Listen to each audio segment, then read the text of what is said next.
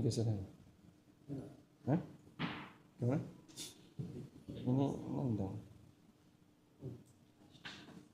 Lu bisa nggak? Lu bisa sana? Kena tekan. Kena wajah. Kena. Bisa sana. Cukup. Cukup.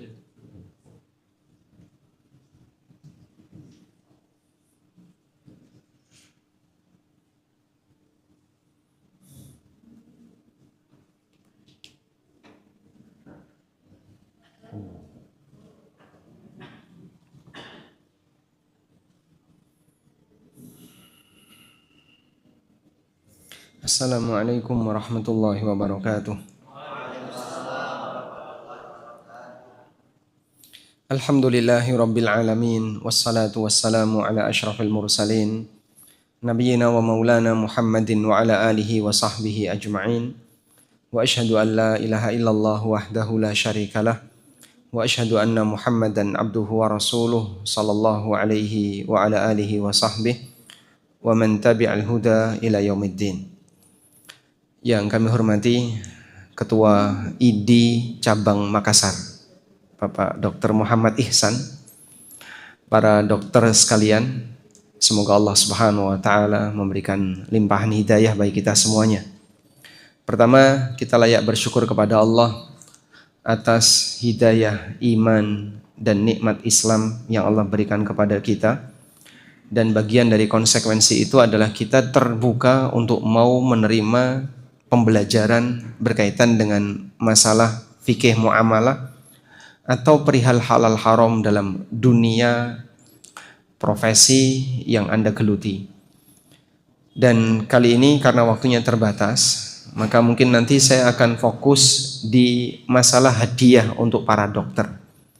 Ini cuplikan dari materi yang pernah kami sampaikan di sebuah workshop sehari halal haram dunia kedokteran.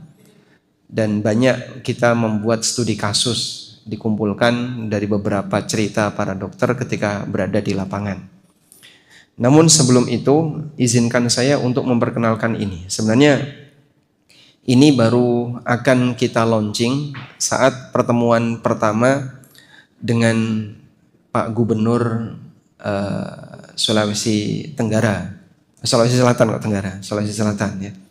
Jadi atas inisiasi dari KPMI, kemudian Pak Gubernur minta bisa nggak dibuatkan semacam kelas online untuk para ASN. Nah, kita buatkan ini namanya Sekolah ASN menuju ASN bermartabat. Di sini ASN banyak? Nggak ada? Oh banyak, hampir semuanya ASN ya? Gimana? Oh bukan dokter? Oh dokter, tapi di Pemprov. Nah. Jadi ringkas saja, Sekolah ASN atau platform digital ini nanti akan menyajikan 14 video atau 14 serial kajian dan pendek-pendek, maksimal hanya kurang lebih 15 menit. Bentuknya video plus PDF yang bisa di-download. Kemudian nanti bisa diikuti sebanyak 14 kali, ada ujiannya. Harapannya kita sama-sama termotivasi untuk bisa menjadi ASN yang lebih sadar akhirat, profesional, lebih amanah, paham tentang konsekuensi ketika kerja dan seterusnya. Nah, mudah-mudahan nanti bisa memberikan kontribusi bagi negara. Saya bukan ASN, tapi saya ingin agar para abdi negara ini bisa lebih baik ketika bekerja. Buku saya Fikih ASN dan Karyawan, mungkin sebagian di antara Bapak Ibu sudah ada yang punya. Ini pernah direkomendasikan oleh sebagian institusi negara ini untuk dibaca oleh para ASN. Walaupun kenyataannya sebagian dari ASN itu ketakutan untuk membacanya. Jadi nanti tahapannya adalah pilih series pembelajaran masing-masing yang ingin atau diikuti, kemudian tonton videonya, pelajari PDF-nya, lalu kerjakan kuis. Baik, untuk saat ini belum dibuka ya, tunggu nanti launchingnya. Dan ini baru kita perkenalkan dulu. Baik, selanjutnya Bapak Ibu yang kami hormati, saya langsung menuju ke pembahasan tentang masalah hadiah dan rishwah. Bagian ini paling sensitif kalau kita bersinggungan dengan orang yang bekerja di lembaga pemerintah. Karena itu, kajian seputar masalah hadiah mungkin perlu sering kita singgung. Namun sangat disayangkan, barangkali edukasi kayak gini di negara kita tidak lebih intensif dibandingkan edukasi yang diberikan oleh perusahaan-perusahaan asing. Salah satu kawan kami yang kerja di sebuah perusahaan asing itu mengatakan, kita diberi edukasi larangan menerima suap, menerima riswah, menerima tips dan seterusnya, itu hampir tiap bulan. Nah, kita tidak tahu kalau di ID ada nggak gitu. Hampir tiap acara ada edukasi seperti itu. Saya pernah diundang oleh salah satu institusi pemerintah dan di situ menghadirkan inspektorat. Cuman kenyataannya ya juga tidak maksimal, karena kalau kajiannya hanya dari sisi Anda akan beresiko melanggar hukum kalau melakukan aneka pelanggaran-pelanggaran. Ternyata mereka sendiri juga sudah punya trik gimana untuk bisa menghindari aneka pelanggaran-pelanggaran itu. Makanya pendekatan kami adalah pendekatan ideologi, pendekatan akidah, di mana kita sebagai orang yang beriman meyakini hidup tidak sekali, ada kehidupan yang kedua. Di kehidupan yang kedua ini kita akan mempertanggungjawabkan semua yang kita dapatkan di hadapan Zat yang maha menyaksikan segalanya. Hadiah tapi riswah. Ketika hadiah itu diberikan dalam rangka untuk cari muka di hadapan aparat, misalnya hadiah dari pabrik obat, atau hadiah dari farmasi, atau dari alkes, bukan karena kasih sayang atau ukhuwah, itulah hadiah yang penuh dengan kepentingan. Al-Ghazali dalam kitab Ihya Ulumuddin mengatakan, fa in kana jahuhu biwilayatin tawallaha min qada'in aw amalin aw wilayati sadaqatin aw jibayati malin aw ghairihi minal a'malis sultaniyah. Ketika seseorang memiliki posisi karena jabatannya, baik sebagai hakim, aparat sipil, bagian yang menangani zakat, termasuk yang menarik zakat, atau jabatan apapun di pemerintahan, hatta wilayatil auqaf, termasuk jabatan yang menangani wakaf. Wa kana laula tilkal wilayah, andikan bukan karena posisi jabatannya, lakana la yuhda ilai, dia tidak akan dikasih hadiah. Fahadhihi rishwatun, maka penyebutan hadiah ini sama dengan riswah, sama dengan sogok, uridot fi ma'radil hadiah, yang ditampakkan sebagai hadiah. Penyebutannya hadiah, tapi hakikatnya sogok. Jadi misalnya perusahaan Alkes ngasih di antara dokter biaya untuk seminar. Sebentar, saya tidak bermaksud menyinggung ya. Tapi kalau menyinggung tidak apa-apa ya. Entah bentuknya biaya seminar atau fasilitas apapun, tapi ada target. Nanti gunakan alat saya agar pihak rumah sakit akan, ya bahasa kita, menjadi konsumen yang aktif di perusahaan dia. Maka seperti ini hakikatnya adalah riswah. Terutama untuk aparat pemerintah. Tingkat haramnya aparat pemerintah itu lebih ketat daripada karyawan perusahaan swasta. Karena kalau perusahaan swasta, hierarkinya kan cuma sampai owner. Sedangkan pemerintah, ini kaitannya dengan kepentingan bersama. Atasan dalam instansi pemerintah dengan bawahan di instansi pemerintah itu sama-sama karyawan, sama-sama pegawai. Cuman bedanya dia mungkin lebih senior daripada kita, tapi secara prinsip semuanya pegawai. Sehingga pegawai boleh nggak Pak memberikan izin kepada bawahan untuk melakukan pelanggaran aturan negara? Ya nggak boleh. Jadi beda dengan yang ada di perusahaan swasta. Misalnya begini Pak, kalau di perusahaan swasta karyawan melayani klien, lalu dari situ dia mendapatkan tips dari klien, boleh nggak ini diterima? Pertanyaannya cuma satu, kau diizinkan nggak sama owner kamu? Diizinkan, selesai, halal. Karena pemilik perusahaan sudah memberikan restu untuk itu. Tapi kalau kita bekerja di instansi pemerintah menerima tips dari klien misalnya, atau klien apapun itu, lalu Anda diizinkan oleh atasan, Pak, ini atasan saya mengizinkan. Atasan kamu dengan kamu kan sama-sama pegawai. Ini pegawai, itu pegawai. Dia tidak punya wewenang untuk mengizinkan bawahannya melakukan pelanggaran. Maka yang tertinggi di instansi pemerintah adalah undang-undang. Kembalikan kepada peraturan dan undang-undang berlaku, itulah yang tertinggi. Anda dapat gaji 13, kemudian mendapatkan THR yang itu resmi terukur dari negara, silahkan, ini halal. Tapi kalau ada manipulasi dan seterusnya, kemudian dapat izin dari atasan, ini belum mengubah hukum, karena sama-sama pegawai. Kita lihat di sini, Dr. Khalid Al-Muslih pernah menjelaskan, al-aslu fi hadayal ummal, hukum asal hadiah untuk para karyawan dan pejabat dengan semua jenis divisi dan unit kerjanya, al-man'u wat tahrim, adalah terlarang dan haram. Tadafarat ala dzalikal adillah, terdapat banyak sekali dalil tentang itu. Wali jala'i syarriha wasafaha ba'du ahli ilmi, dan mengingat bahasanya keburukannya sangat nyata hingga sebagian ulama menyebut bahwa hadiah bagi pejabat adalah sumber kerusakan alam. Tatanan sosial di negara apapun menjadi rusak gara-gara praktek seperti ini. Penegakan hukum jadi terganggu, kemudian kepentingan masyarakat jadi terganggu karena model seperti ini. Sehingga kalau yang memberikan sesuatu didahulukan misalnya, yang tidak ngasih sesuatu tidak didahulukan. Adanya konflik interest gara-gara keberadaan uang akan membuat kinerja jadi tidak lebih profesional.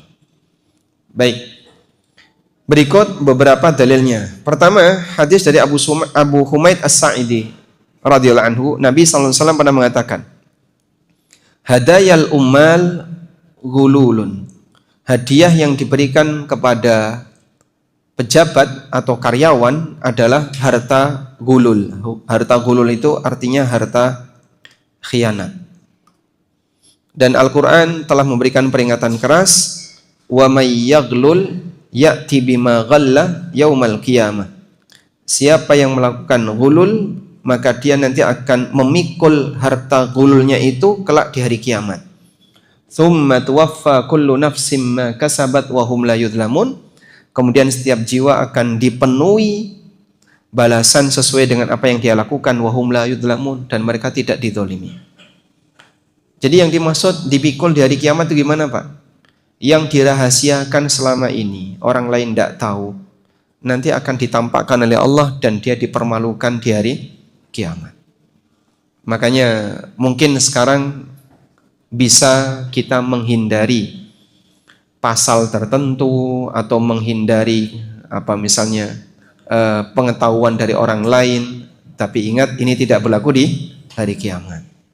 Baik, lanjutannya dari Buraidah, Nabi SAW bersabda, man ista'malnahu ala amalin farazaqnahu rizqa, siapa yang aku tugaskan untuk melakukan kerja tertentu dan aku sudah memberikan upah baginya, negara sudah memberikan upah baginya, fama akhadha ba'da dzalika fahuwa ghululun, maka yang dia ambil setelah itu statusnya adalah ghulul, harta khianat.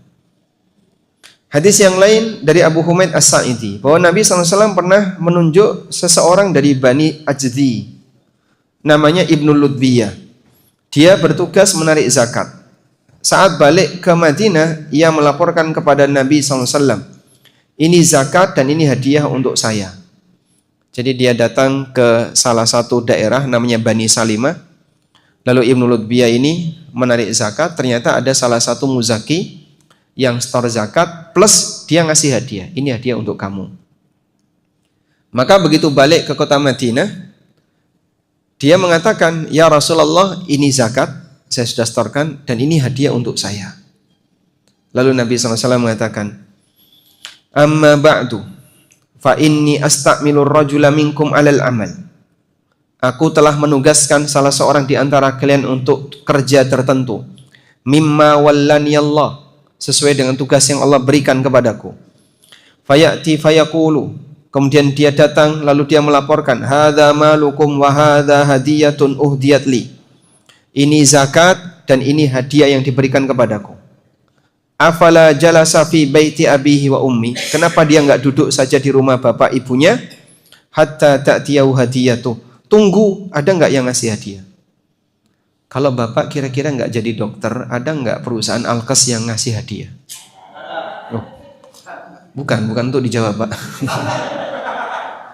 Maksudnya pendekatan yang diberikan Nabi SAW seperti itu. Kalau kamu tidak jadi aparat, tidak bertugas di area ini, kira-kira ada enggak yang ngasih hadiah? Tidak ada.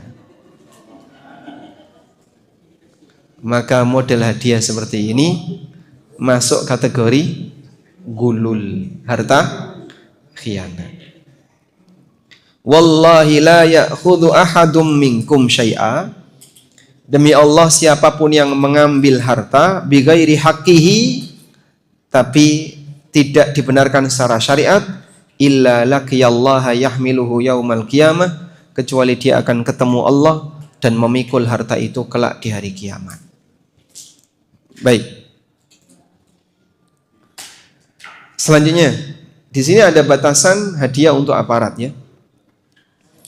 Kata Syekhul Islam, fa in kana ar-rajulu bihaitsu law nuzi'a an tilkal wilayah.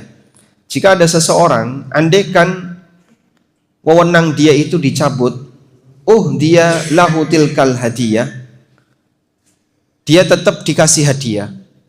Jadi misalnya pensiun kok tetap ada yang ngasih, lam takunil wilayatu hiya da'iya lin-nasi ila atiyati.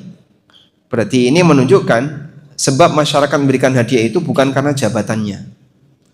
Saya punya tetangga seorang ASN.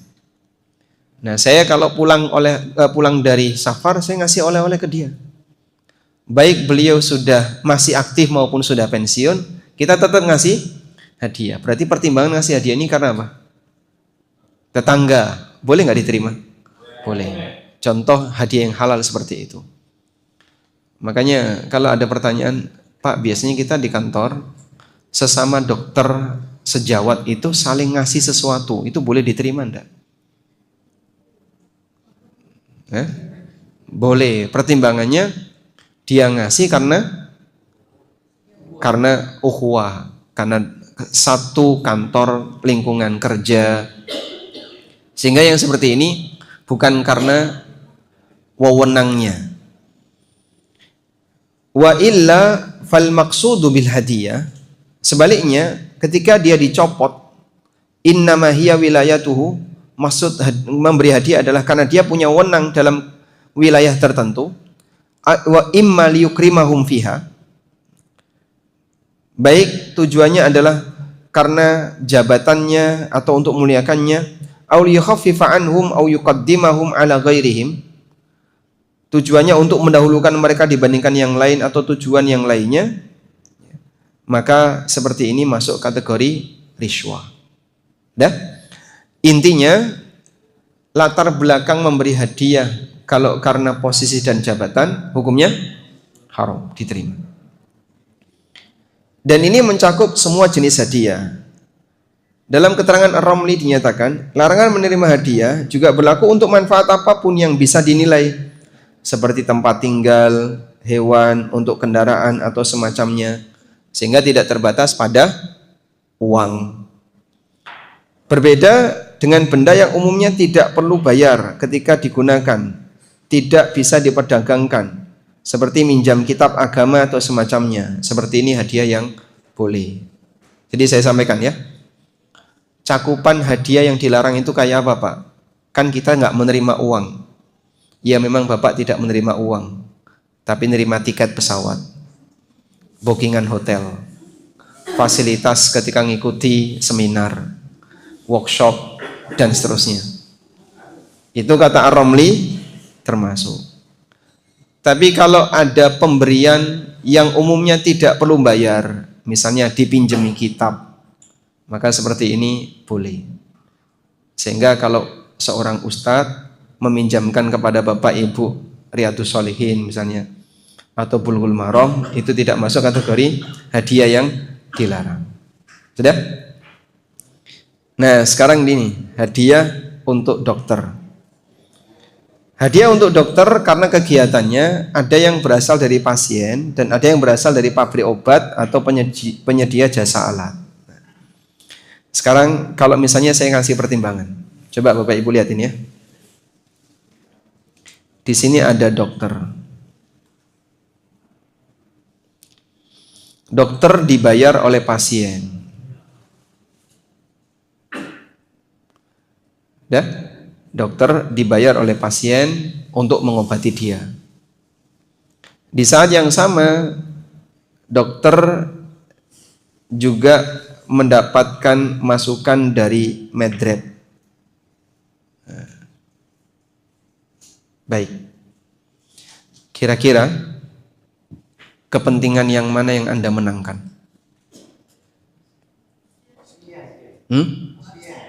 Pasien atau Medrep? Ada nggak kasus di mana dokter lebih condong ke sini daripada ke sini? Ini condong 1, ini condong 2. Kira-kira besar mana antara 1 dan 2?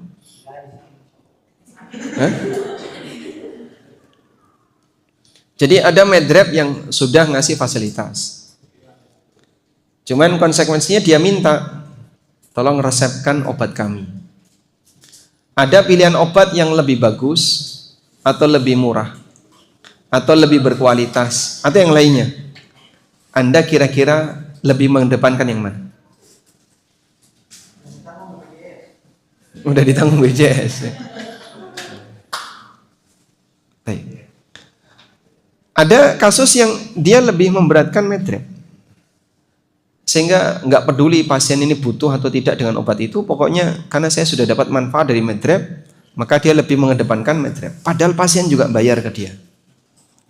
Renungan ini yang mungkin bisa kita berikan kepada para dokter.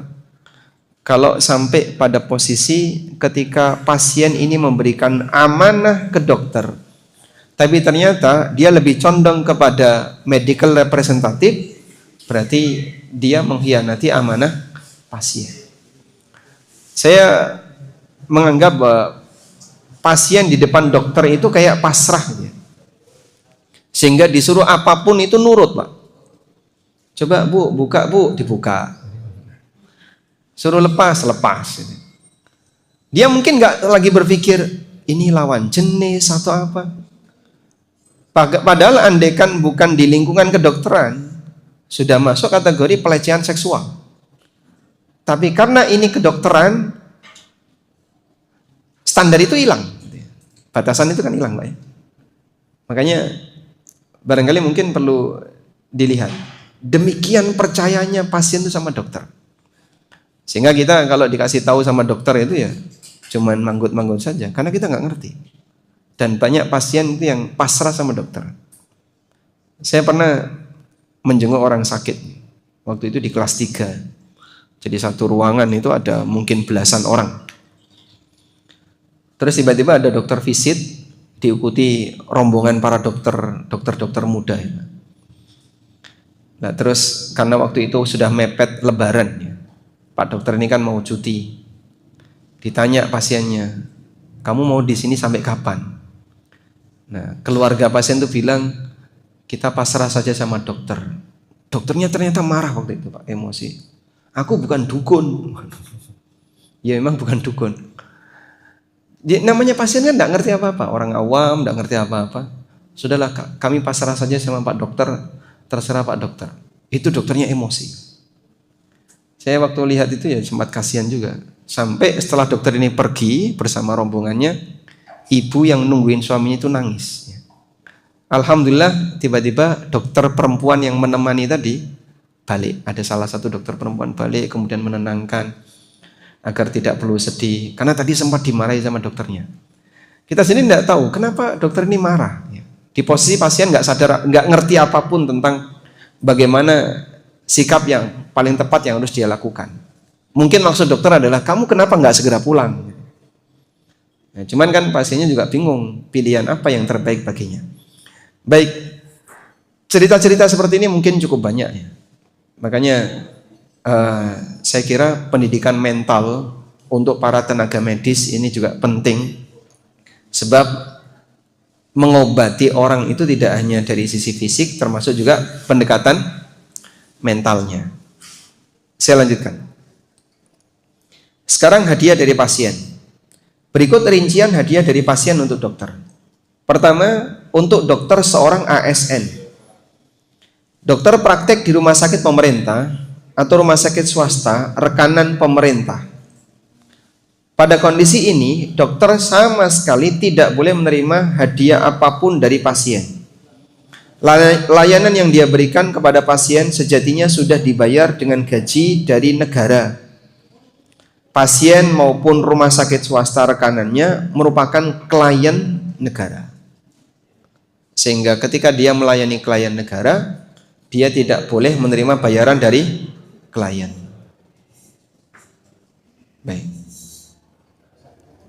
Sampai di sini boleh saya lanjutkan? Boleh ya? Anda nggak keberatan kan menerima ini? Insya Allah enggak ya? Insya Allah keberatan? Enggak. Saya lanjutkan. Dokter praktek di rumah sakit swasta yang bukan rekanan pemerintah atau praktek di rumah sakit pribadi. Pada asalnya dokter tidak boleh menerima hadiah dari pasien karena status dia adalah karyawan. Namun jika ada pasien yang tetap memberi hadiah, boleh dimiliki jika mendapat izin dari pemilik rumah sakit dan prakteknya dilakukan di luar jam kerja sehingga tidak ganggu kewajiban di rumah sakit pemerintah. Jadi misalnya ada dokter ASN tapi dia punya praktek di rumah sakit swasta, lalu ada pasien yang ngasih hadiah, boleh nggak dia terima? Kalau di luar jam kerja di ASN-nya maka boleh, tapi masih ada satu lagi, dapat izin dari pihak rumah sakit tempat dia kerja.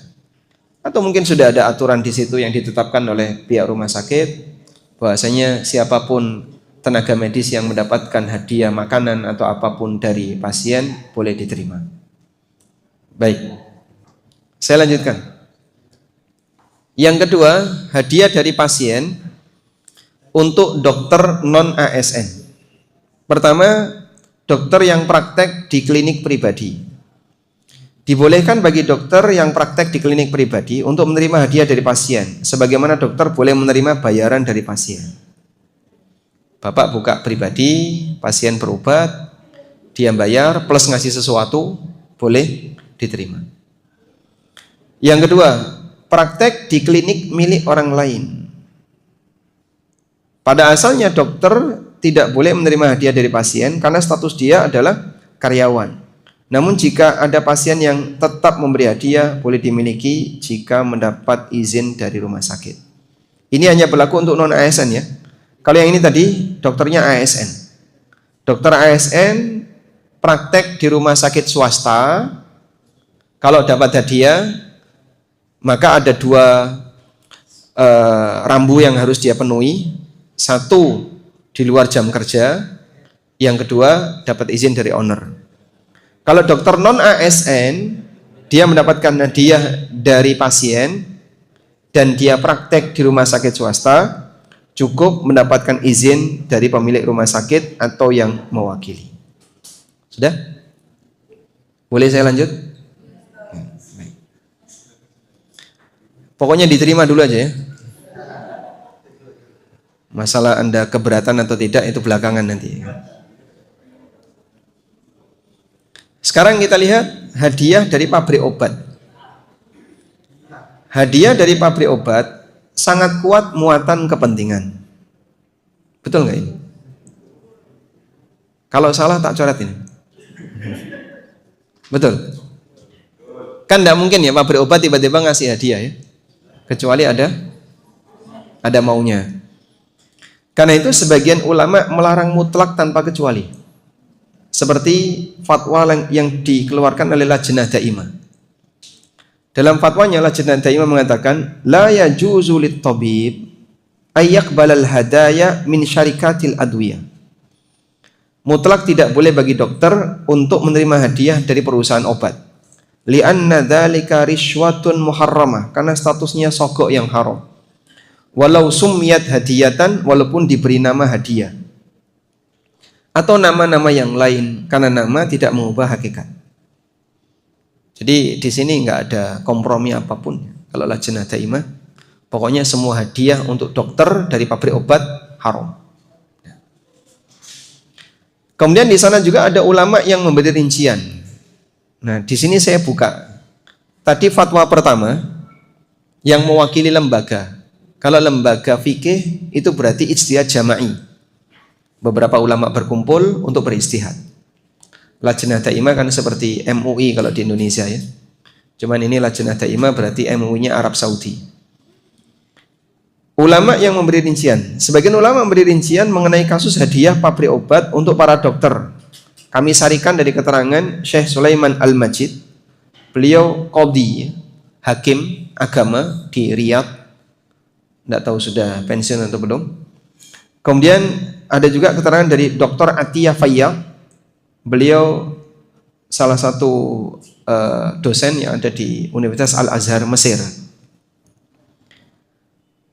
Jadi rinciannya sebagai berikut. Pertama, hadiah dari farmasi untuk dokter yang buka praktek di rumah sakit milik orang lain. Yang kedua, hadiah dari farmasi untuk dokter yang buka praktek pribadi. Ketiga, dokter yang diberi hadiah oleh perusahaan obat karena dia membeli banyak untuk diberikan ke pasien yang periksa di tempatnya.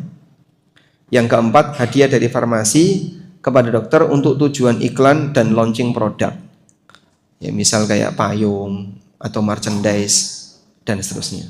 Coba kita bahas yang pertama ya. Hadiah dari farmasi untuk dokter yang buka praktek di rumah sakit milik orang lain. Posisi dokter di sini adalah karyawan di rumah sakit yang bersangkutan. Sehingga dia mendapatkan gaji dari rumah sakit tersebut sesuai kesepakatan antara dia dengan rumah sakit. Syekh Sulaiman Al-Majid mengatakan, wa huna yakunu akhdhu tabib malan au ainan wa huwa muwazzafun da'iran baina mahdurain. Dalam hal ini dokter mengambil hadiah uang atau barang sementara dia seorang pegawai, maka dia melakukan dua kesalahan. Satu, menerima sogok karena keputusan dokter berpengaruh terhadap penjualan apotek perusahaan atau obat yang dibutuhkan. Yang kedua, hadiah ini statusnya seperti hadiah untuk karyawan, yaitu harta gulul ya. Ini jika dia tidak mengambil tindakan apapun untuk pasien. Pabrik obat ngasih hadiah ke saya, tapi saya tidak pernah meresepkan. Ya, cuman kan Anda statusnya sebagai karyawan rumah sakit. Ketika tidak dapat izin dari pihak rumah sakit, maka masuk kategori gulul.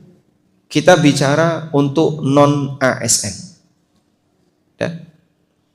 Kalau ASN jelas ya, karena mereka sudah digaji oleh negara. Selanjutnya, hadiah dari farmasi untuk dokter membuka praktek pribadi. Hadiah yang diberikan perusahaan obat untuk dokter tidak disebut sebagai harta gulul dalam hal ini, karena dia bukan karyawan. Baik. Meskipun ada sisi lain yang perlu diperhatikan.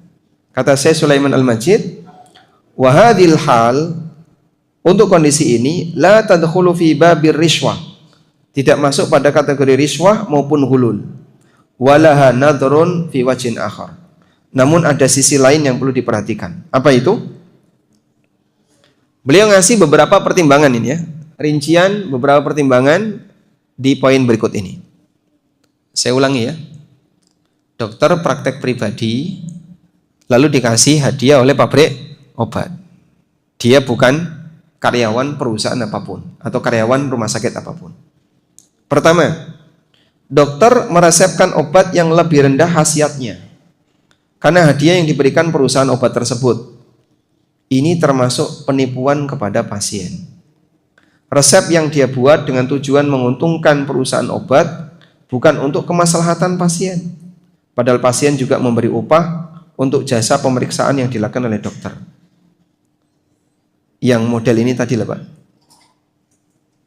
dia lebih condong ke medrep daripada ke pasien. Seperti ini masuk kategori menyalahgunakan amanah pasien. Padahal pasien juga bayar memberikan uang jasa untuk dokter. Dan Nabi SAW mengatakan, man ghasya falaysa minna. Siapa yang menipu bukan bagian dari golonganku. Sehingga ini termasuk pengkhianatan. Pasien memberi amanah kepada sang dokter untuk memberikan yang terbaik baginya, namun dia justru menguntungkan perusahaan obat yang memberikan hadiah untuknya. Ya, sedikit bocoran dari sebagian dokter yang amanah itu pernah cerita ke saya. Kadang dalam dunia pengobatan mirip seperti orang yang memperbaiki kendaraan di bengkel. Belum waktunya ganti, suruh ganti. Yang sebenarnya bisa diperbaiki, suruh ganti. Akhirnya barang onderdilnya tadi diambil, diganti dengan yang lain.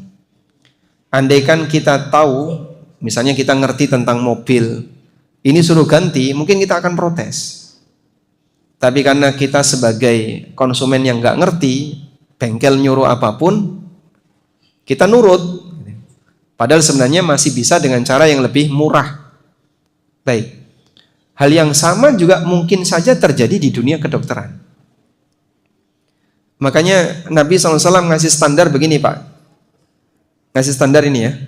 Hadis ini sederhana. La yu'minu ahadukum hatta yuhibba li akhihi ma yuhibbu li nafsi.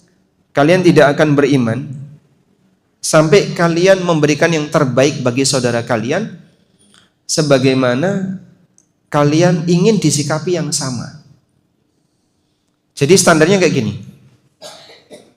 Mohon maaf ya. Ini verifikasi dulu.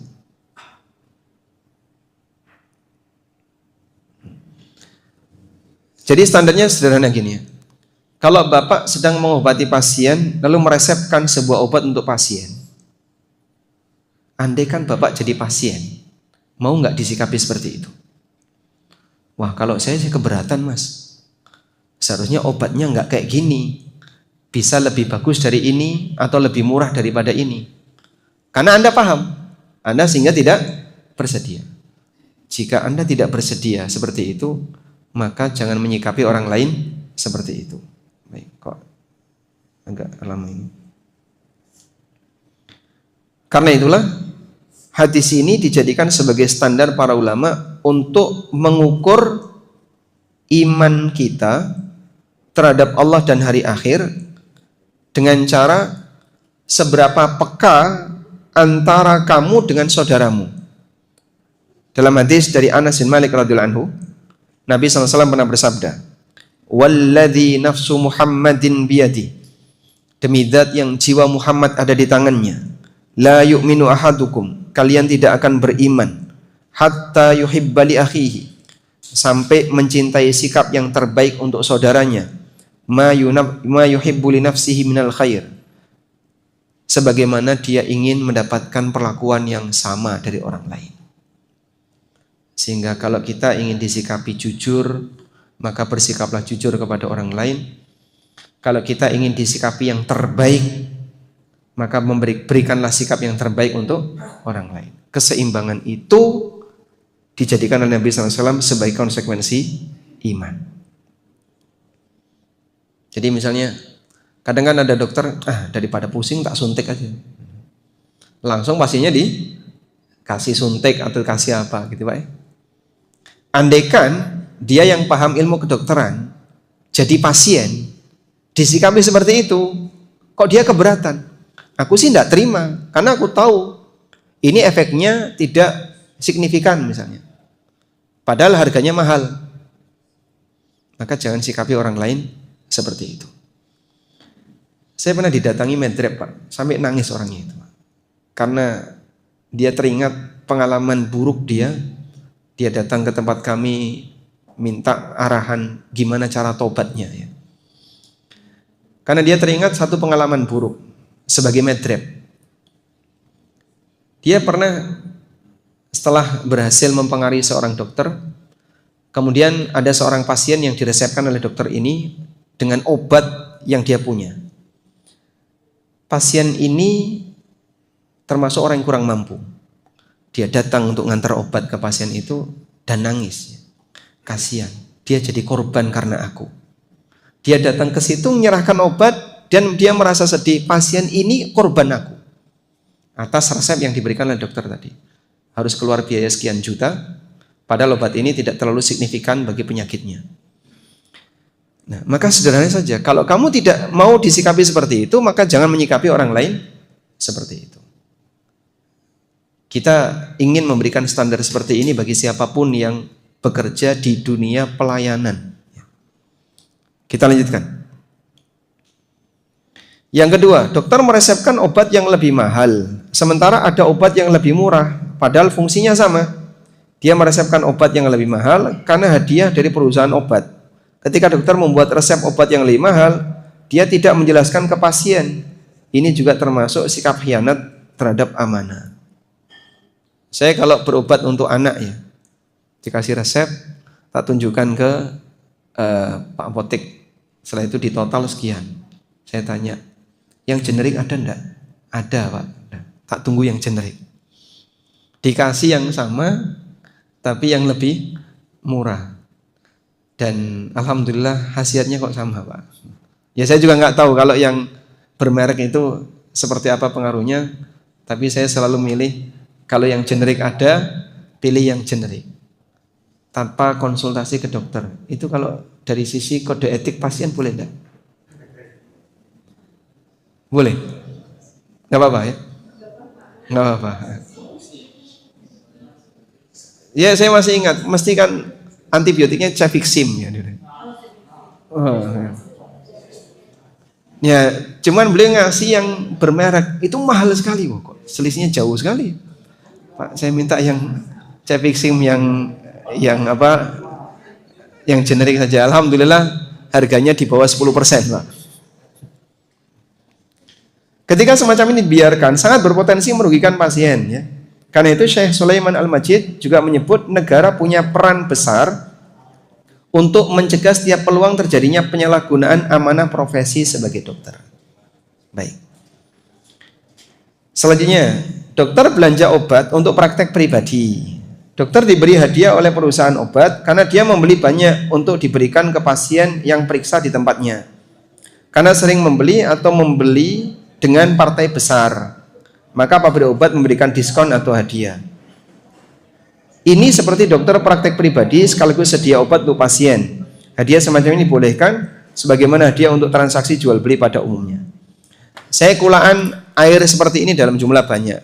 Dikasihlah diskon yang besar oleh pabrik. Nah, terus saya jual ke konsumen, saya sedianya ini. Insya Allah tidak apa-apa. Khusus dokter praktek pribadi dan obatnya langsung dikasihkan di tempat. Kemudian berikutnya hadiah merchandise yang tadi ya. Modelnya untuk apa ini? Launching pengenalan obat.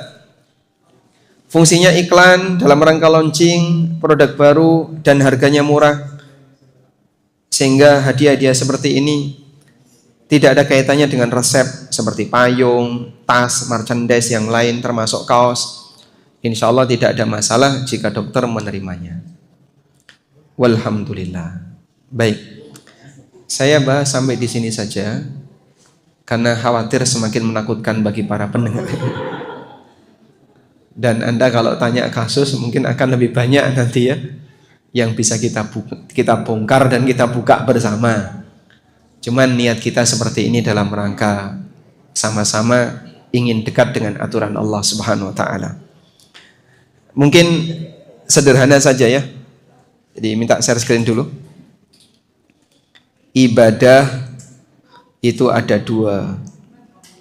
Ibadah ada dua ya. Mohon tenang sebentar. Menurut Anda, sebentar kok mati. Baterainya habis.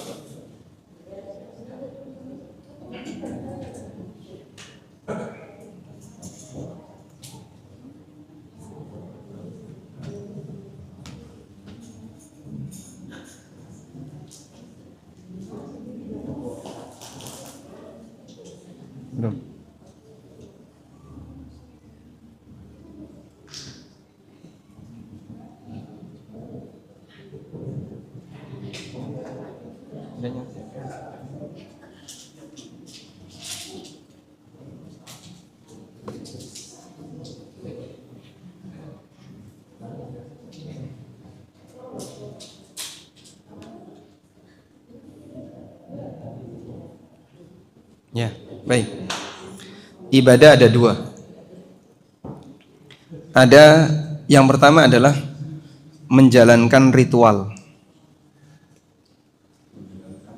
Ritual seperti sholat, puasa, sedekah, baca Quran, haji, umroh, dan seterusnya.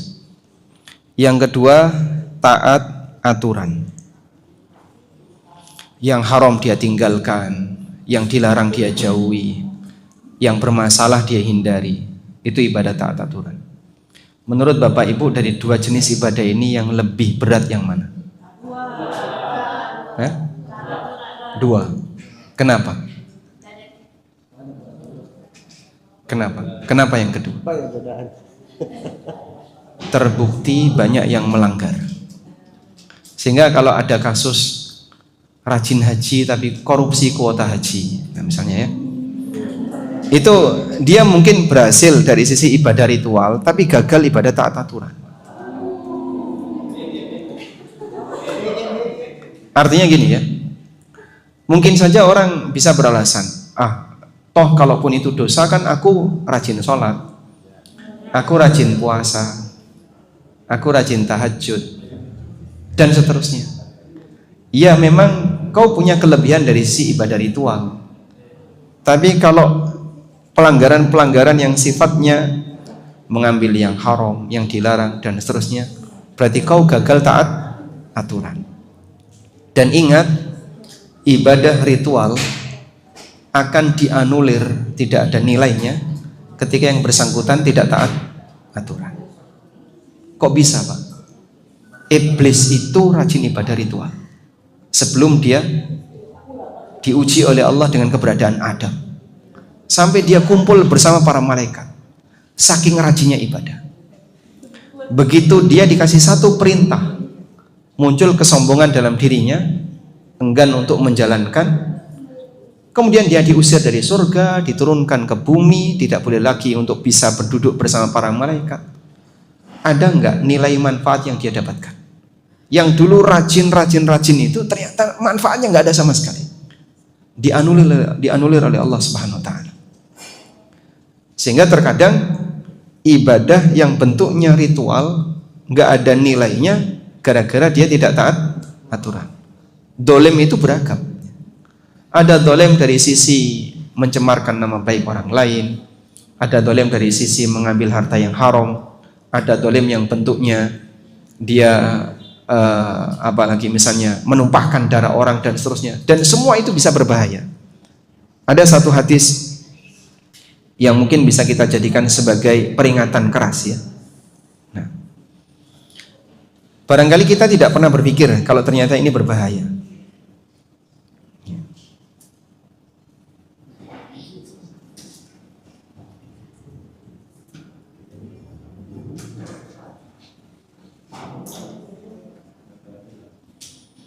Saya tampilkan hadis ini, semoga menjadi peringatan bagi kita semuanya. Ceritanya di sini adalah ada seseorang yang bernama Zaid bin Aslam atau Zaid bin Arqam, bukan Zaid bin Aslam ya. Zaid bin Arqam. Dari Ummu Yunus Al-Aliyah bintu Aifa, bahwasanya Aisyah radhiyallahu anha pernah berkata kepada beliau. Beliau adalah ummu waladi Zaid bin Arqam, pasangannya Zaid bin Arqam. Wahai ummul mukminin, orang ini tanya kepada Aisyah. Ada seorang wanita mendatangi Aisyah radhiyallahu anha. Wanita ini adalah pasangannya Zaid bin Arqam. Saya sebut pasangan karena sejatinya dia bukan istri tapi budak perempuan. Budak perempuannya Zaid bin Arqam ini datang kepada Aisyah. Wahai ummul mukminin, apakah kamu kenal Zaid bin Arqam? Aisyah mengatakan, "Na'am, aku kenal dia." Qalat, kemudian istrinya atau pasangannya Zaid bin Arqam ini bercerita, "Aku melakukan transaksi dengan Zaid bin Arqam seharga 800 Dan sejatinya itu adalah jual beli inah. Apakah ini diperbolehkan? Ya. Jadi jual beli inah itu kayak gini Pak, sederhananya Pak ya. Bapak datang ke saya mau utang 10 juta. Tapi saya berpikir kalau saya memberi utang 10 juta, saya tidak mendapatkan keuntungan apapun. Ada kelebihan, hukumnya riba.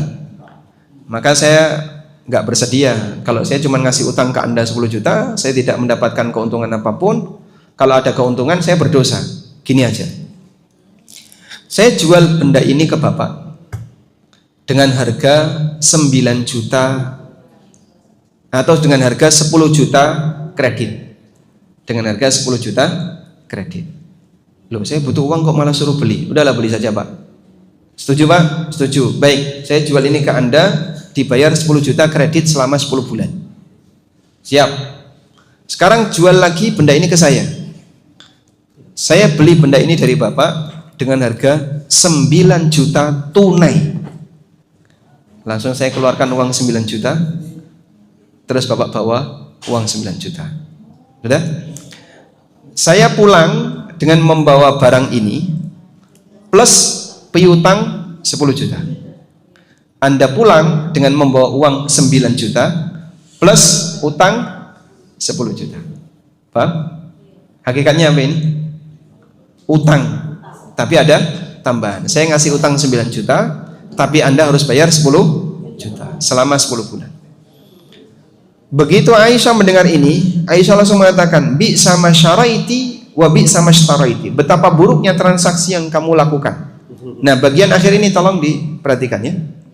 Ablighi Zaidan annahu qad abtala jihadahu ma'a Rasulillah sallallahu alaihi wasallam illam yatub. Sampaikan kepada Zaid, kalau dia telah membatalkan pahala jihadnya bersama Rasulullah sallallahu alaihi wasallam kalau dia tidak bertobat. Pahala jihad bisa hilang karena transaksi riba. Pernah enggak kebayang seperti ini kita lakukan? Membayangkan bahwasanya pahala Jumatan, pahala haji, pahala umroh, pahala-pahala ini hilang gara-gara riba. Padahal riba itu dilakukan saling ridho. Apalagi kalau kasusnya mengambil harta haram yang dilarang oleh syariat, di posisi ada unsur kezaliman dan manipulasi atau penipuan dan seterusnya. Makanya kita kadang bertanya, di Indonesia bagian mana ada ASN yang punya pahala jihad? Aparat mana yang punya pahala jihad? Itu pun bisa hangus gara-gara transaksi riba. Bagaimana dengan mereka yang mengambil harta haram yang sifatnya tidak saling ridho? Nah, mungkin renungan sederhana kayak gini, semoga menambah ketakwaan kita berkaitan dengan masalah penggunaan harta yang dilarang oleh agama. Wallahu a'lam. Insyaallah pembahasan ini menyenangkan ya. Menyeramkan.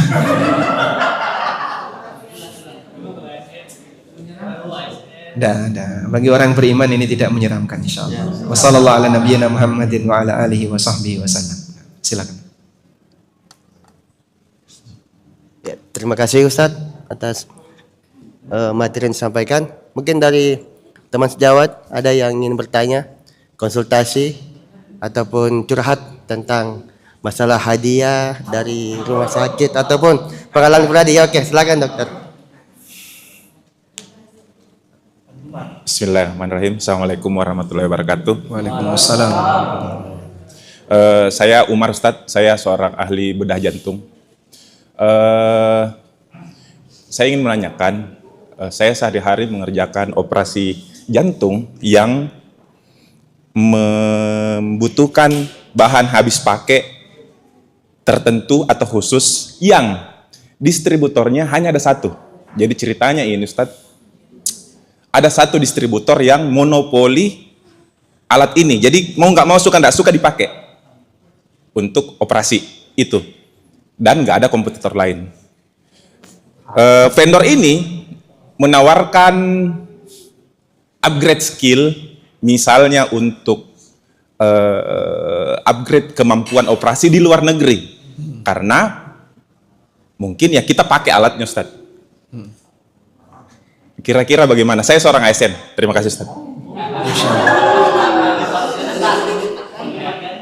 Silakan Ustaz. Baik.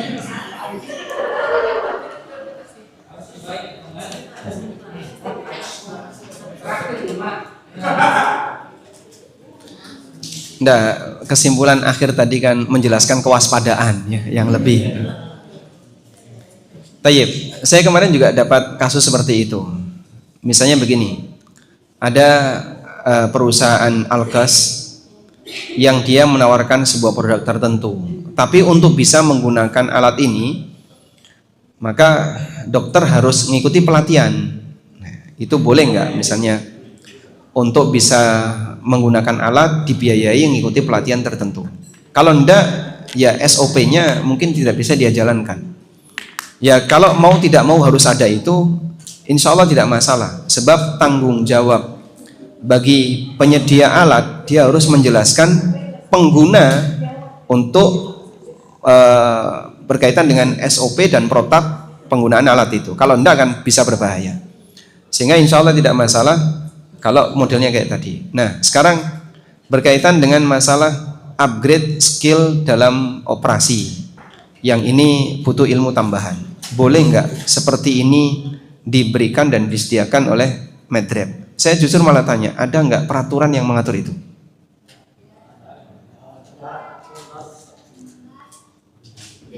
Coba mungkin teman-teman ID upgrade.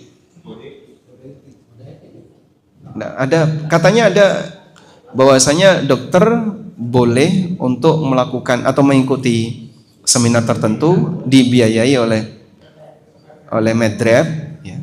Tapi ada standarnya, ada kan? Ada.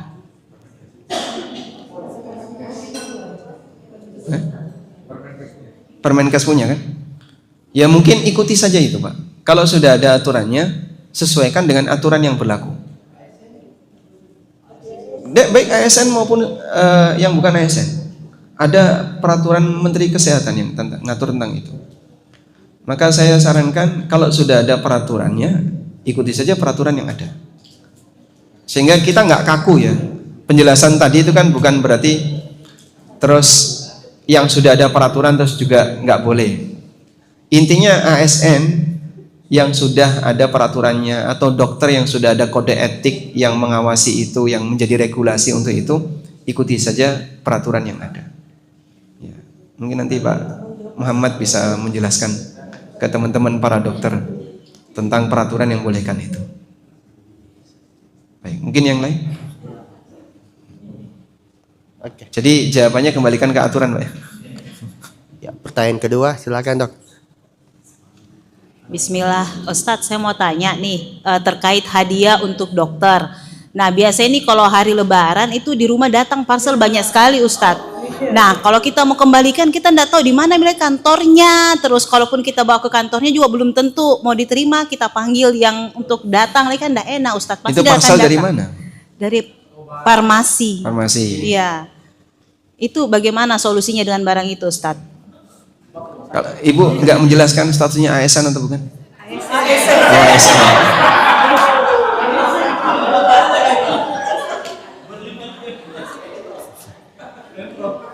Ya.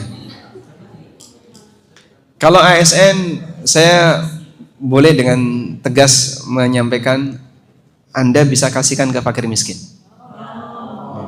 Itu solusi. Kalau dibawa ke rumah sakit supaya teman-teman buka atau apa yang ikut menikmati. Kalau sama-sama ASN tidak boleh menikmati. Rumah sakit kan banyak yang BFU bukan ASN. Nah, kalau yang bukan intinya gini ya. ASN ini kan aparat yang sudah digaji oleh negara. Sehingga pada asalnya hadiah yang sifatnya seperti ini beda dengan yang tadi ya. Kalau upgrade kemampuan itu kan nanti manfaatnya kembali ke negara juga, ke pasien. Kayak ASN yang sekolah S2, sekolah S3 itu tidak dilarang oleh negara.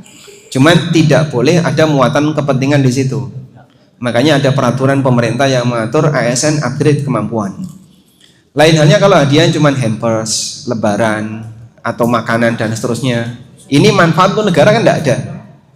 Padahal dia diberi hadiah itu atas dasar yang bersangkutan punya wewenang dan kebijakan. Kebayang nggak kalau misalnya ibu pensiun, kira-kira medrep masih ngasih nggak? Tidak. Hah? Masih? Masih. Kenapa? Karena walaupun kita pensiun, Hah? profesi kita masih ke pasien. Profesinya masih ke pasien. Nggak, kalau sudah nggak kerja sama sekali, udah. Ini sudah nggak praktek karena dokternya sudah stroke misalnya, sehingga udah nggak bisa praktek, atau dicabut izin prakteknya. Kira-kira masih dikasih? Enggak ya. Ada pejabat, dia ketika WA perusahaan apapun, kirim WA ke direktur perusahaan, udah langsung respon cepat Pak, karena dia pejabat. Mas, tolong ya, nanti disediakan, saya mau olahraga golf. Wow, itu langsung respon. Oh ya Pak, mau golf di mana Pak? Mau padel di mana Pak? Ya. Salah satu mahasiswa residen ini, saya tanya, pernah nggak katanya ada pemerasan dari senior ke junior itu? Ya kalau di tempat kami mungkin tidak ada, cuman kadang ada dokter yang cuman bilang saya butuh lapangan padel, WA-nya ke junior. Ya kalau gitu dibalas saja, kasih tahu Pak, lapangan padel ada di sini Pak, Bapak nanti bisa datang ke sini sendiri ya. Ya tentu saya maksudnya tolong bookingkan, yang bayari junior atau senior? Hah?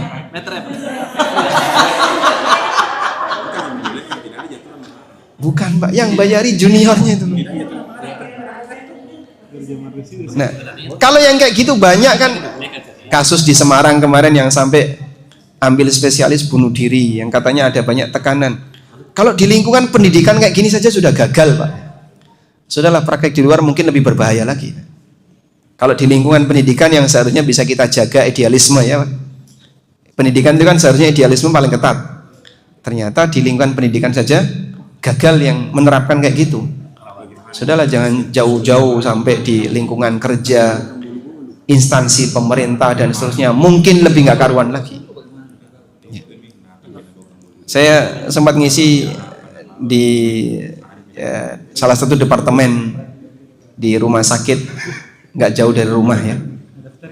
Ya ternyata kasus seperti itu juga ada.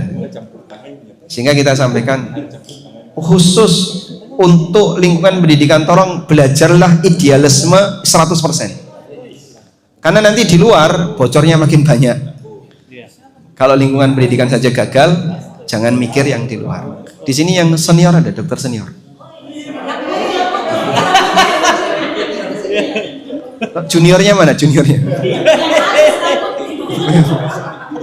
Yang pernah merasa didolimi.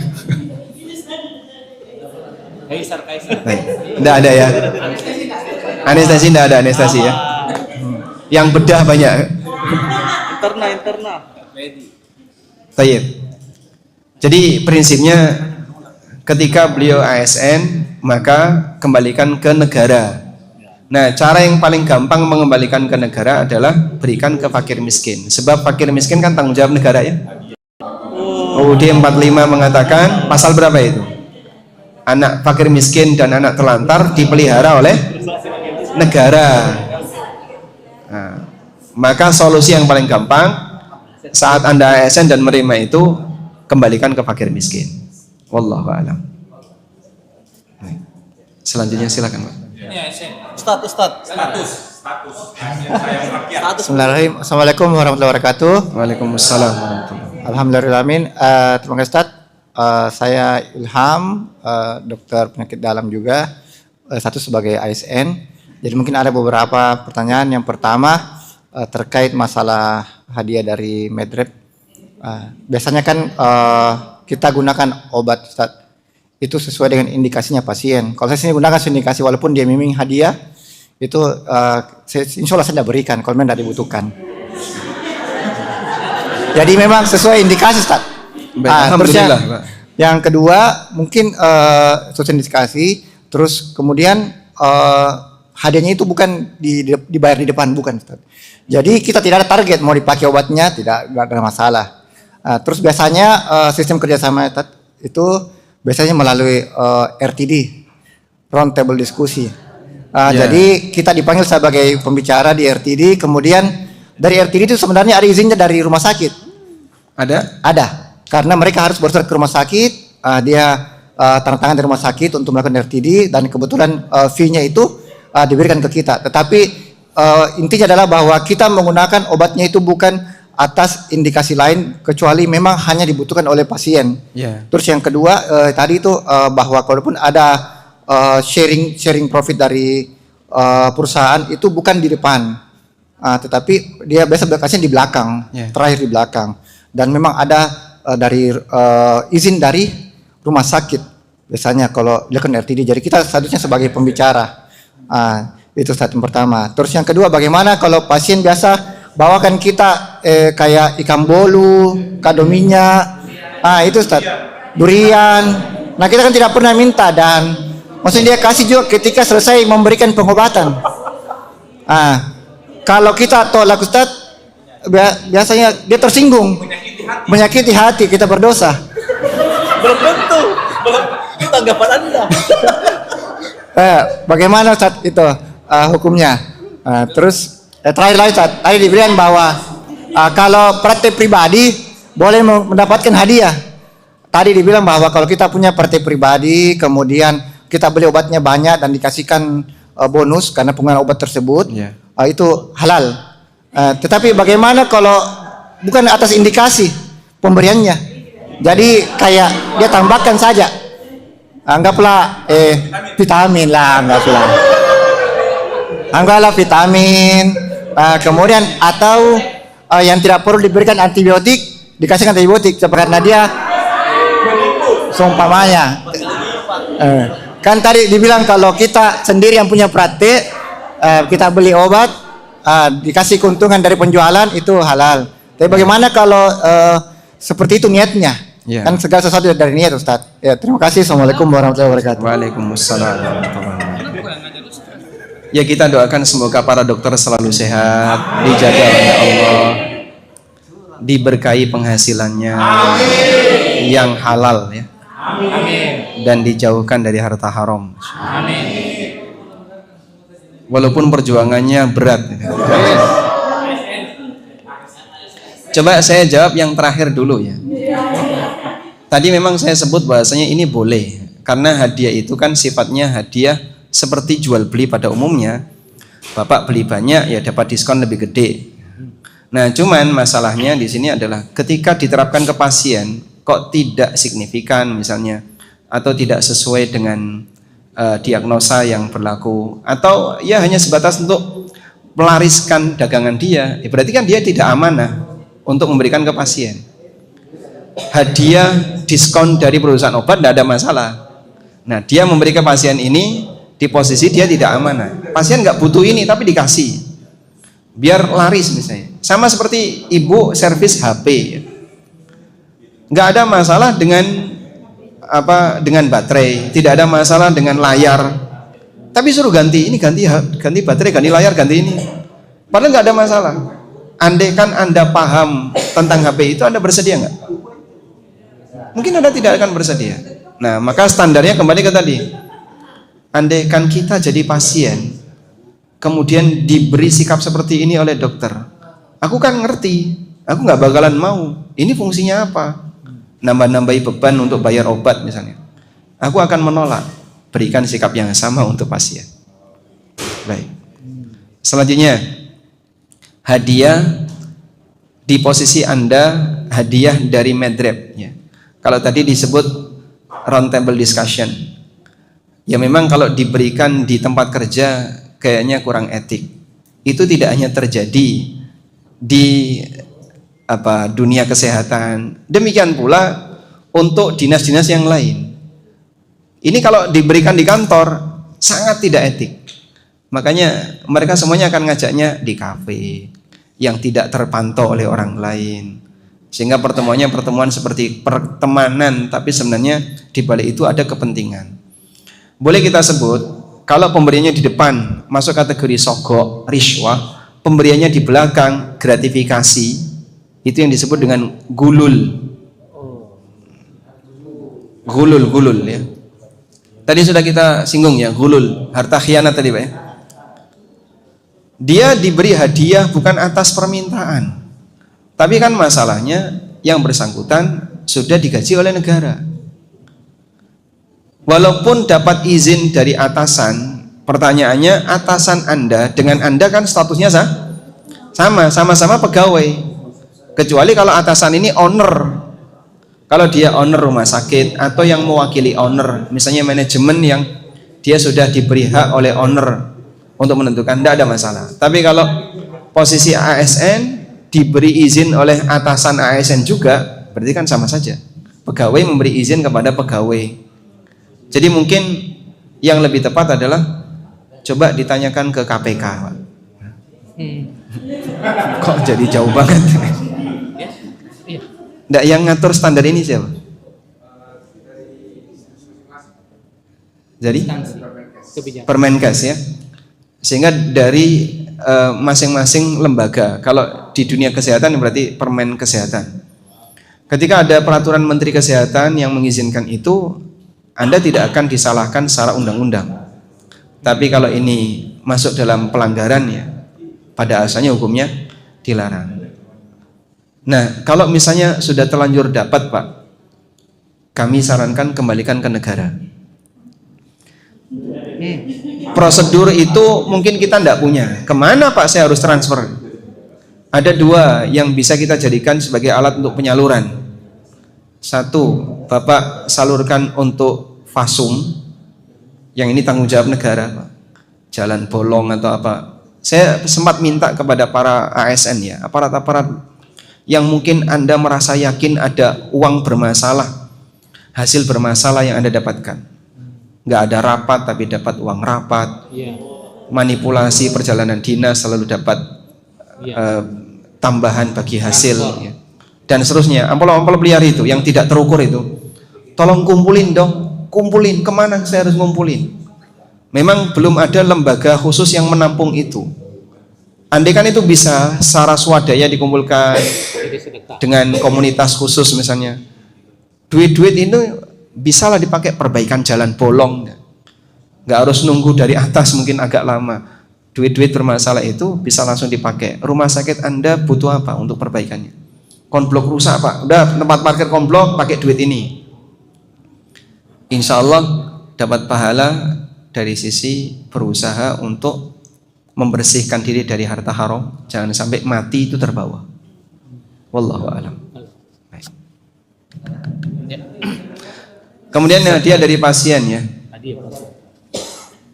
Coba kita lihat hadis ini. Nabi SAW pernah mengatakan, "Man ista'malnahu minkum ala amalin." Siapa yang aku berikan tugas tertentu, fakatamana mikhyatan fama fawqahu, lalu dia menyembunyikan sehelai jarum atau yang lebih mahal daripada itu, kana dzalika gululan, itu akan menjadi harta gulul, ya'ti bihi yaumal qiyamah, yang akan dia pikul di hari kiamat. Terlepas dari nilainya besar maupun kecil, ini masuk kategori gulul. Maka kalau Bapak dapatnya nggak bisa ditolak ya Mas. Kalau begitu berikan ke fakir miskin yang lain. Wallahu a'lam. Terima kasih Ustaz. Perkenalkan saya Alam Syah, dokter spesialis anestesi. Itu menarik ini untuk mengenai apa ya, pendapatan atau penghasilan kita yang meragukan lah istilahnya tadi. Itu di sini ada, kalau tadi terkait kita ASN, ini kan kadang kita kalau habis Lebaran apa ada halal bihalal ya, atau ada mau buka puasa, cuma kadang wah ini dananya dari mana? Ada ini obat, dia katanya mau ini sponsor gitu. Tapi ya ada acara di mana dia presentasikan obatnya dan kita juga yang ikut juga mempresentasikan produknya itu ya pasti kita dapatlah ada anunya ya, uang bicara, uang pembicara uang pembicara gitu. Nah kalau itu bagaimana statusnya Ustaz? Dan satu lagi juga itu yang mengenai pasien ya, kadang ada pasien bilang, "Dok, saya kalau berhasil operasi, saya sehat kembali insya Allah, saya undang Ki, 1 oka kita pergi makan ikan." Itu ya. Apakah undangan ini kalau diankan halal untuk kita datangi? Terima kasih Ustaz. Assalamualaikum. Masya Allah. Makin banyak pertanyaan nanti makin terbatas geraknya ini. Ya terus terang ada sebagian kita kalau sudah bicara masalah halal haram nih, sebagian keberatan untuk nerima, Pak. Sehingga ada yang sengaja jangan cerita. Nanti kalau makin banyak yang cerita jadinya makin terbatas. Pertama saya yakinkan ya, syariat datang untuk memperbaiki, untuk kemaslahatan kita semua, bukan untuk menyusahkan hidup kita. Allah Ta'ala menegaskan, Taha ma anzalna alaikal qur'ana litashqa. Aku tidak menurunkan Al-Quran kepadamu agar membuat hidupmu jadi susah. Sehingga jangan sampai kita punya suudzon, belajar syariat kok makin melarat, tidak ada ceritanya. Kita hanya diajarkan jangan ngambil yang haram, itu saja. Nah, aturan berkaitan dengan masalah halal haram yang jelas ya. Nabi SAW mengatakan, innal halala bayyin wa innal harama bayyin. Yang halal jelas, yang haram jelas. Wa bainahuma umurun mushtabihat. Di antara keduanya ada perkara syubhat. Dan untuk yang syubhat ini, arahan yang diberikan oleh Nabi itu apa, Pak? Nyari alasan pembenar atau milih meninggalkan. Arahan yang beliau sampaikan, famanittaqa syubhat. Siapa yang menghindari syubhat, dia berusaha untuk meninggalkan. Faqad istabra'a li dini wa irdi. Maka dia membebaskan kemurnian agamanya, keselamatan agamanya dan kehormatannya. Sehingga orang yang berusaha untuk meninggalkan yang haram dan syubhat, insya Allah Pak, manusia ini dapat husnul khatimah, agamanya baik.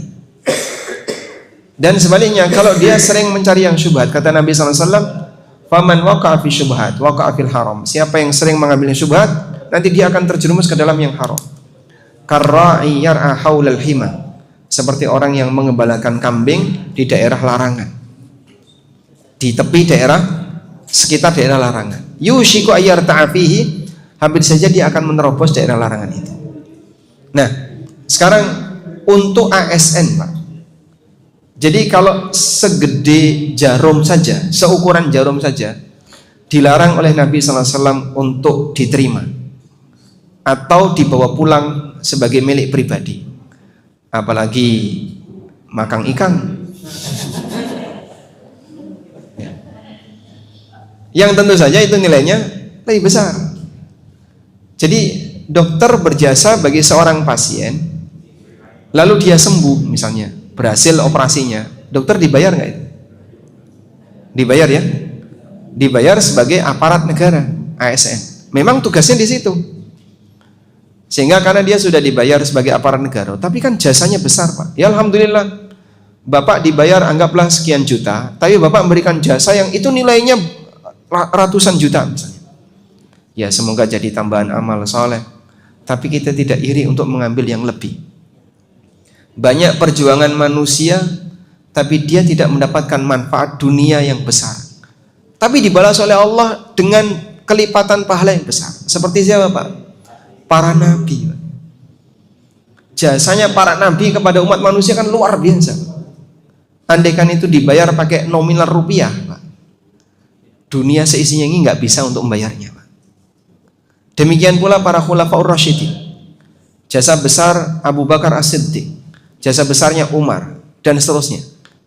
Andaikan bukan dari perjuangan mereka, mungkin kita nggak bisa baca Quran Pak. Di zaman Abu Bakar kan Quran itu sempat mau hilang ya, gara-gara banyak sekali qurra yang meninggal. Tapi mereka kumpulkan agar mushaf ini tetap utuh dan tidak hilang sebagai warisan bagi kaum muslimin, kitab suci yang nanti akan mereka pelajari. Alhamdulillah melalui mereka kita bisa mengenal agama dengan baik. Tapi kan balasan yang diberikan dunia untuk mereka sedikit. Maka jangan pernah merasa kita sudah memberikan jasa besar bagi masyarakat dan umat, dibandingkan dengan mereka kita nggak ada apa-apanya. Lalu kita berharap lebih, dengan gaji itu kita masih kurang dan seterusnya, sehingga pengen kalau bisa ada tambahan. Memang terkadang ada kesenjangan ya.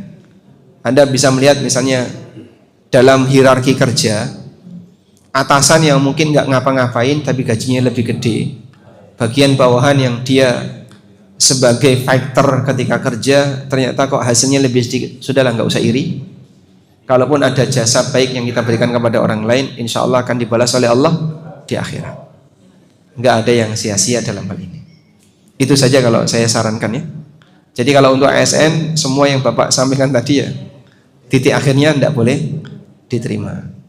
Nah, saya masih ragu untuk presentasi di forumnya farmasi tadi Pak. Kalau itu secara aturan boleh nggak? Terus dapat amplop gitu. Kalau di luar jam kerja, jadi misalnya Bapak sebagai ASN kerjanya sampai jam 5, Bapak presentasi jam 8 malam. Dari situ kemudian dikasih upah karena Bapak melayani mereka dalam arti mengajar misalnya. Insya Allah tidak masalah. Cuman kalau kaitannya dengan tadi ya, kita nih mau ada acara, siapa yang bisa kasih sponsor? Syarat tuh pabrik obat.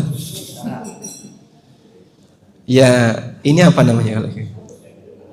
Kalau secara aturan tidak boleh ya tidak usah dilakukan. Dan mungkin Anda sendiri sudah bisa ngukur ya, antara pabrik obat nasional dengan pabrik obat luar negeri, yang lebih bersih yang mana Pak? Yang luar negeri. Ada salah satu teman saya kerja di farmasi luar negeri. Dia bilang kami itu nol yang kayak gitu, ndak ada kok medrep ngasih sesuatu, ndak ada. Sehingga kita fair saja, terbuka, kita jualan obat ya, dan tidak ada istilah suap-suap atau gratifikasi di belakang. Cuman perusahaan obat Indonesia nggak mau kalah saing, sehingga cara dia tidak sehat dengan cara nyogok dokter atau ngasih gratifikasi tadi ke dokter. Wallahu a'lam. Baik. Kita sampai jam berapa? Jam 17.45. Maaf Ustaz, ini terakhir tadi tentang sponsorship. Jadi untuk sejauh sekalian, kemudian dari Permenkes itu sudah ada, Permenkes nomor 58 tahun 2016, di situ sudah lengkap. Yang mengatur ASN dan non ASN, di situ ada Ustaz. Pasal-pasalnya yang dimaksud dengan sponsorship pada intinya adalah yang sesuai dengan bidang keahliannya. Jadi itu diperbolehkan atas seizin pimpinan institusinya. Gitu ya. Ya, ini ada. yang tapi melalui institusi Ustaz. Jadi nggak bisa langsung ya. Nggak bisa langsung ke personal. Nggak bisa. Itu ada. Mungkin secara rincinya dibaca, karena per pasal itu agak panjang jadi ini. Ya. Kemudian mungkin Ustaz, pertanyaan terakhir nih, misalnya ya beberapa kawan kan udah stop nih, udah terima ini lagi. Cuma kadang repnya tiba-tiba datang. Dokter punya dana di kami, sekian besarannya, hasil dari mana? Dari penggunaan yang sebelum-sebelumnya. Ya. Kami boleh transferkan atau gimana? Tapi misalnya disarankan udah kirim ke ini aja lah, ke lembaga sosial atau kemana, itu apa boleh Ustaz? Ya itu solusi terakhir ya. Kalau mereka memang sudah menyediakan itu dan bisa dipakai untuk kemaslahatan masyarakat, mungkin saya sarankan kasih aja nomor rekening lembaga sosial agar nanti dimanfaatkan kembali ke masyarakat. Wallahu a'lam. Ya, mungkin untuk sesi pertanyaan sudah ditutup karena berhubung sudah mau maghrib dan Ustadz